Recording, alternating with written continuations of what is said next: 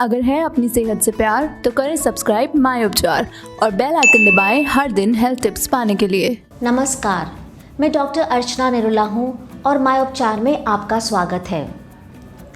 ऐसा हो सकता है कि आपको डॉक्टर ने बोला हो कि आपको पीसीओडी या पीसीओएस है, या आपने सुना हो कि आपकी कोई सहेली है या घर में कोई और परिवार की महिला है जिसको पीसीओडी या पीसीओएस की शिकायत हो। पीसीओडी या पीसीओएस होता क्या है? हैरानी की बात यह है कि हर 4 से 5 महिला में एक महिला को पीसीओडी या पीसीओएस हो सकता है और 70% महिलाओं को तो ये भी पता नहीं होता कि उनको पीसीओडी है। इसलिए आज मैं आपको पीसीओडी या पीसीओएस के बारे में जानकारी दूंगी।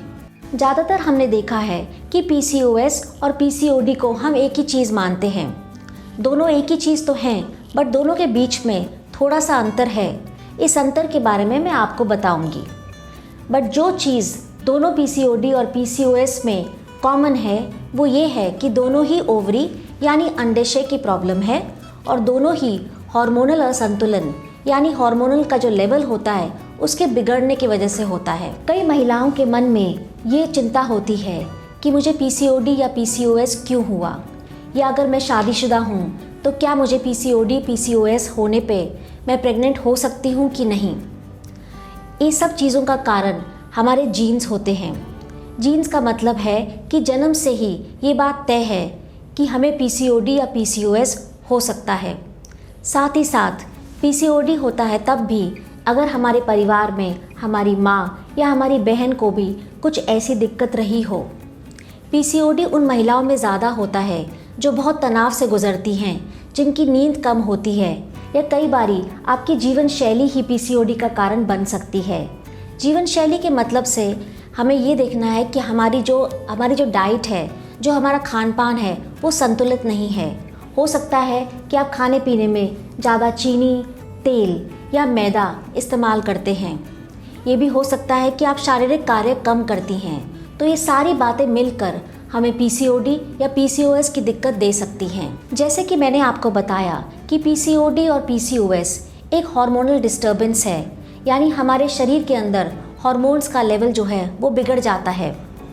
देखा जाए तो हमारे शरीर में 2 हार्मोन्स होते हैं, एफएसएच और एलएच। एफएसएच को हम फॉलिकल स्टिमुलेटिंग हार्मोन कहते हैं और एलएच को हम ल्यूटनाइजिंग हार्मोन कहते हैं।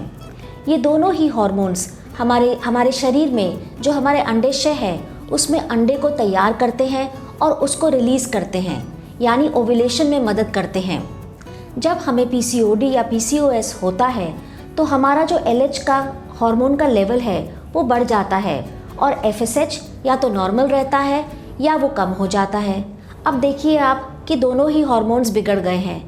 अब इसकी वजह से क्या होता है? इसकी वजह से जो हमारा अंडा है वो सही क्वालिटी का और सही साइज़ का नहीं बन पाता और ना ही उसकी ओव्यूलेशन होती है। अगर ओव्यूलेशन नहीं होगी, अंडा तैयार नहीं होगा तो आगे जाके आपको प्रेग्नेंट होने में दिक्कत हो सकती है और हमारे पीरियड्स भी इरेगुलर हो जाते हैं। पीसीओडी और पीसीओएस के लक्षण के बारे में जानकारी दूंगी। कई महिलाओं को पीरियड्स इरेगुलर होते हैं, चेहरों पर मुहासे आते हैं, दाने आते हैं, एक्ने हो जाता है, या वज़न कम करना बहुत ही मुश्किल होता है, बट वो ये नहीं जानती कि ये सब क्यों हो रहा है। ये सब एक हार्मोनल डिस्टर्बेंस है जिसे हम पीसीओएस या पीसीओडी कहते हैं। पीसीओडी पीसीओएस का जो सबसे इम्पॉर्टेंट लक्षण होता है वो होता है कि आपका जो महीना है, माहवारी है, वो टाइम पे नहीं आती। कई बारी पीरियड्स आने में 3 से 4 महीने भी लग जाते हैं और जब पीरियड्स आते हैं तो इतना हैवी फ्लो होता है, इतनी दर्द होती है कि आप परेशान हो जाती हैं और ये पीरियड्स 10 से 12 दिन तक भी चल सकते हैं। इसके साथ साथ आपके चेहरे पर मुहासे होते हैं, एक्ने होता है, चेहरा ऑयली हो जाता है, बाल टूटते हैं, बाल गिरते हैं और कई बारी चेहरे और शरीर पर अनवांछित बाल भी आ जाते हैं। ये सब चीज़ें तो परेशान करती ही हैं। साथ में महिलाएं जो हैं वो बहुत ही मूडी हो जाती हैं। आपका मूड जो है बिगड़ जाता है, बात बात पे आपको रोना आता है, बात बात पे आपको गुस्सा भी आ सकता है और ये सब हार्मोनल डिस्टर्बेंस पीसीओडी की वजह से होता है। पीसीओडी या पीसीओएस का जो सबसे इम्पॉर्टेंट लक्षण है वो है इनफर्टिलिटी, यानी आप बिना इलाज के प्रेग्नेंट नहीं हो पाएंगी। अब मैं आपको पीसीओडी और पीसीओएस के लक्षण में जो अंतर होता है उसके बारे में बताऊंगी। जो पीसीओडी की प्रॉब्लम होती है वो हमारे अंडाशय सिर्फ ओवरी के ऊपर ही असर करती है, लक्षण और कहीं नहीं दिखते। और जो पीसीओएस होता है उसमें इस बीमारी के लक्षण जो है वो पूरे शरीर में दिख सकते हैं, कि जैसे मैंने आपको अभी बताया कि हमारे चेहरे पे मुहासे आ सकते हैं, बहुत ज़्यादा एक्ने हो सकता है, हमारे बाल गिर सकते हैं, बाल टूट सकते हैं। ये फ़र्क होता है पीसीओडी और पीसीओएस में। इसमें एक और फ़र्क होता है कि पीसीओडी में जब हम अपनी खून की जांच करते हैं तो हमारे जो हार्मोन्स का लेवल होता है वो तकरीबन नॉर्मल आता है, बट पीसीओएस में हमारे हार्मोन्स का जो बैलेंस है वो बिगड़ा होता है। हमारे शरीर में जो मेल हार्मोन होता है, टेस्टोस्टेरॉन जिसे हम कहते हैं, वो बड़ा होता है। एफएसएच और एलएच की मात्रा उसमें भी काफ़ी परिवर्तन होता है। अगर हम इलाज की बात करें तो पीसीओडी में कोई ज़्यादा इलाज की ज़रूरत नहीं पड़ती है, हमें अपनी जीवन शैली को बदलना होता है और आप पीसीओडी का इलाज करा सकती हैं।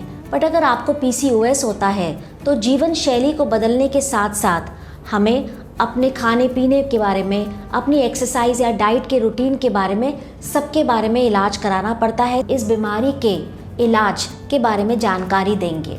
जब आप अपने डॉक्टर से चेकअप करवा लेती हैं और आपको पता लगता है कि आपको पीसीओडी या पीसीओएस है, तो हमें क्या करना है?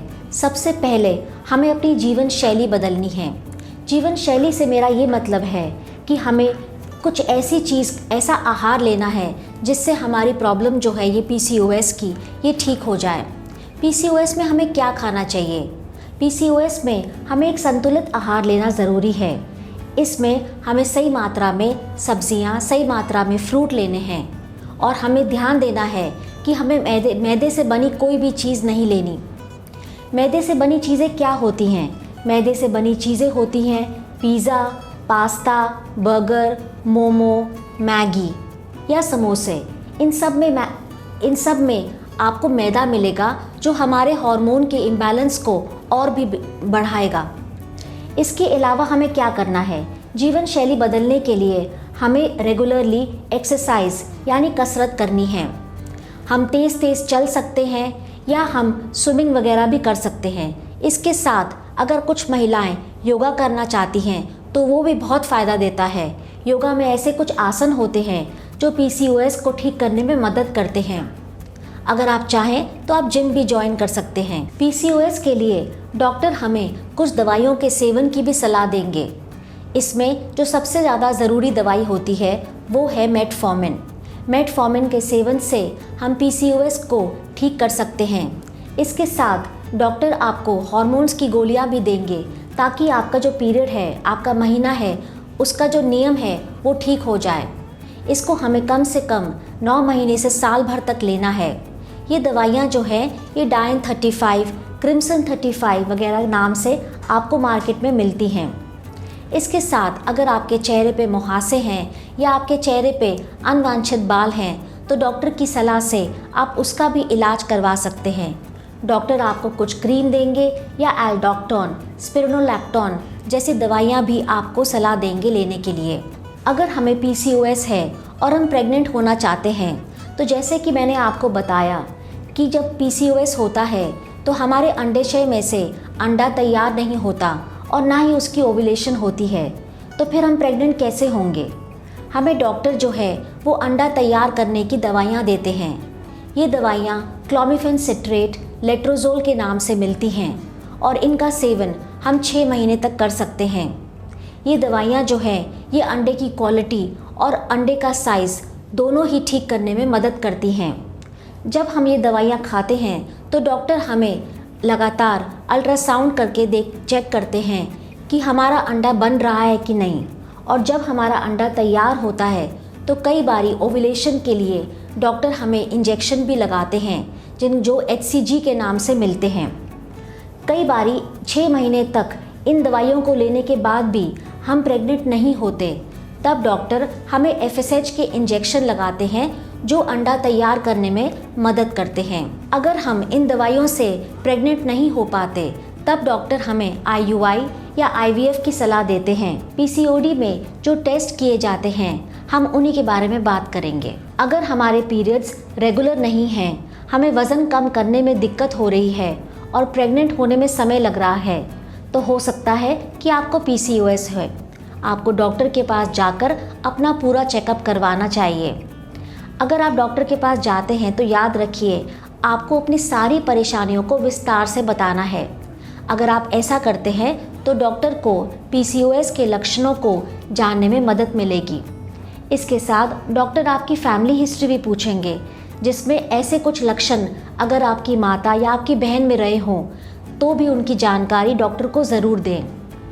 कोई एक सिंगल टेस्ट नहीं होता जिससे हम PCOS की जांच कर सकते हैं। जैसे कि मैंने आपको बताया था कि PCOS जो होता है एक हार्मोनल डिस्टर्बेंस होती है। इसमें हमारे शरीर के जो हार्मोन का लेवल है वो बिगड़ जाता है। इसलिए जाहिर सी बात है कि डॉक्टर आपके सारे हार्मोन्स का चेकअप करवाएंगे। ये खून की जांच से हमें पता लगता है कि हमारे जो हार्मोन्स हैं उनका क्या लेवल है। FSH, LH हार्मोन भी टेस्ट होते हैं। FSH का मतलब है फॉलिकल स्टिमुलेटिंग हार्मोन और LH यानी ल्यूटिनाइजिंग हार्मोन। इसके साथ साथ आपका इंसुलिन लेवल और शरीर में मेल टेस्टोस्टेरोन हार्मोन का लेवल भी चेक किया जाता है। एक और ब्लड टेस्ट होता है, खून की जांच होती है जो हम PCOS में कराते हैं। उसका नाम है AMH यानी एंटी मुलेरियन हार्मोन। अगर इसकी मात्रा शरीर में ज़्यादा है तो आपको PCOS हो सकता है। इसके साथ साथ डॉक्टर एक रूटीन में आपका अल्ट्रासाउंड भी कराएंगे। अल्ट्रासाउंड में कुछ ऐसी चीज़ें देखी जाती हैं जो केवल PCOS में होती हैं। जैसे कि PCOS में मैंने आपको बताया कि अंडे की थैली में जो अंडे होते हैं वो सही से नहीं बनते। एक नॉर्मल महिला में एक महीने में 4 से 5 अंडे अंडाशय में दिखते हैं, पर अगर आपको PCOS है तो यही अंडे तकरीबन 8 से 10 होंगे और इनका जो साइज़ होता है वो बहुत छोटा होता है और ये तरल पदार्थ से भरे होते हैं। इसके अलावा अगर डॉक्टर आपको अंडा बनाने की दवाइयाँ देते हैं तो वे अल्ट्रासाउंड में फॉलिकुलर मॉनिटरिंग भी कराते हैं। फॉलिकुलर मॉनिटरिंग तकरीबन 1500 से 2000 के बीच में होता है और इसमें डॉक्टर जो है 5 दिन तक लगातार आपके अल्ट्रासाउंड करके ये देखते हैं कि आपका अंडा सही से बन रहा है कि नहीं। अगर PCOS में जो टेस्ट कराए जाते हैं इसके विषय में आपके मन में कोई भी सवाल है तो आप कमेंट बॉक्स में पूछ सकते हैं। आशा करती हूँ ये सारी जानकारी आपको ज़रूर लाभ देगी। अगर आपको वीडियो पसंद आया तो लाइक, शेयर और सब्सक्राइब करें।